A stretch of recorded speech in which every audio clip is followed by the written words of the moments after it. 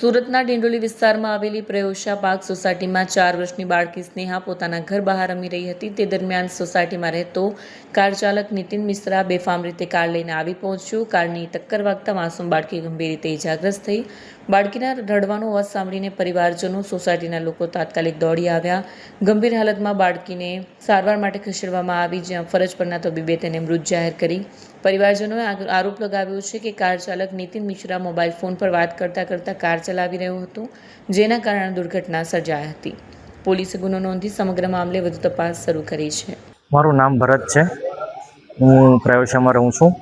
ઘટના એવી બની હતી કે મારી ભાઈની છોકરી જે રમતી હતી, ઘરના આંગણે બેસેલી જ હતી, બીજે કશે પણ નહીં ગયેલી. તેના પર અમારા સોસાયટીનો મેમ્બર છે 21 નંબરમાં નીતિન મિશ્રા કરીને, તેમણે રફમાં આવીને ગાડી ચડાવી દીધી છે. અને ગાડી ચડાવ્યા પછી ગાડી એની પર ચડી હતી, પાછી એને કાઢવાની જગ્યાએ પાછી રિવર્સ મારીને પાછી એની પર પાછી ખેંચી હતી. શું કહેશો, સોસાયટીમાં બેફામ કાર ચલાવતા હોય છે? સોસાયટીમાં બેફામ કાર ચલાવતા હોય છે. સોસાયટીના ગ્રુપમાં પણ નાખ્યું છે, મીટિંગોમાં પણ કીધું છે, પણ કોઈ પ્રતિક્રિયા નથી આપી કોઈ કે આવી રીતે કરવું. બમ્પરો છે સોસાયટીમાં. શું નામ છે બાળકીનું? કેટલી ઉંમર છે? બાળકીનું નામ સ્નેહા છે, વિલાસ આરગીદી. એની ઉંમર 4 વર્ષ છે. બરાબર નથી હોર્ન માર્યો, મોબાઈલ પર વાત કરતો હતો, એના ગાડીના કાચ બંધ હતા. અહીંયાથી બૂમ પાડવા છતાં એણે સાંભળ્યું નહીં, એને બાળકી પર ચડાવી દીધી છે.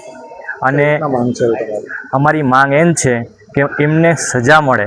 સજા એવી જ રહે કે કાનૂન જે વસ્તુ છે તે આ ગેરકાયદે અકસ્માત કરીને ચલાવે છે, પણ આ અકસ્માત નથી, એક રીતેનું મર્ડર જ છે. જે માણસ ફોન પર વાત કરતો હોય, આવી રીતે સ્પીડમાં ચલાવતો હોય અને રિવર્સ પણ માર્યું હોય, બાળકી પર ચડાવ્યા પછી પાછો રિવર્સ માર્યું હોય, એ મર્ડર જ કહેવાય. અને જો મર્ડર કર્યું હોય અને પોલીસવાળા એને અકસ્માત કહે છે અને એને બેલ પર છોડી દે છે, તો એ આપણે ન્યાયતંત્રમાં એ ખોટા મોટી ભૂલ છે. અમને એવી માંગ છે કે એમને અરેસ્ટ કરે, એમને સજા આપે, કોર્ટની રાહ ન જોઈ. કારણ કે કોર્ટ સુધી જશે ત્યાં સુધી એ બેલ પર છૂટ્યો રહેશે. મારી બાળકી તો જીવ ગયો જ છે ને, એને ન્યાય મળે ને એ બહાર ફરે એ ન્યાય જ નથી.